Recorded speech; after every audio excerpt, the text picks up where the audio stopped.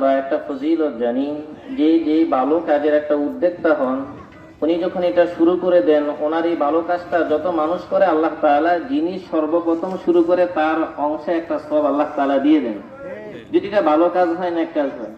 ঠিক তদ্রুপ ভাবে উল্টা কেউ যদি একটা মন্দ কাজ আবিষ্কার করে, যাত্রা শুরু করে গেল, পালা গান শুরু করে গেল, এরকম যদি নাজায়েজ কোনো হারাম বিষয় যদি কেউ যদি চালু করে যায়, উনি জীবদ্দশায় নাই, কিন্তু এই সিনেমা নাচ গান দুনিয়াতে যতদিন থাকবে তার একটা গুনাহ তার আমলনামায় চলতে থাকে। ঠিক আমাদের বাংলাদেশে নির্বাচন ব্যবস্থার মাধ্যমে আমরা যাদেরকে ভোটের মাধ্যমে নির্বাচন করি, ঠিক আমার ওই প্রার্থী যদি আমার এই ভোটের মাধ্যমে নির্বাচিত হয়ে সে 5টা বছর যত ভালো কাজ করবে, তার এক একটা আমলের অংশ সওয়াব আল্লাহ তাআলা আমার আপনার আমলনামায় দিবেন।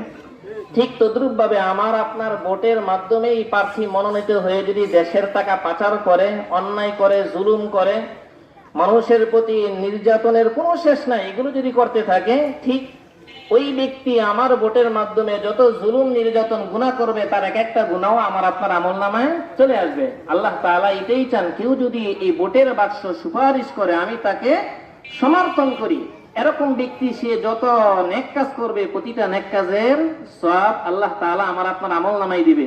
এজন্য সামনে যেহেতু আমাদের নির্বাচন ব্যবস্থা আসতেছে, আমার আপনার এখন পরিকল্পনার সময়, চিন্তা করার সময়, আমি আমার এই সম্ভাব্য ভোটটা কাদেরকে দিব, যার দ্বারা দিলে, যাকে দিলে আমার এই ভোটের মাধ্যমে কি আমার আমলনামায় গুনাহ আসবে না সওয়াব আসবে, এটা এখন আমাদের চিন্তা করার বিষয়। আল্লাহ তাআলা আমাদের সকলকে বুঝা এবং আমল করার তৌফিক দেন। সকলে বলি আমিন। সকলে দুরূদ শরীফ, আল্লাহুম্মা সাল্লি আলা সাইয়্যিদিনা ওয়া নাবিয়িনা।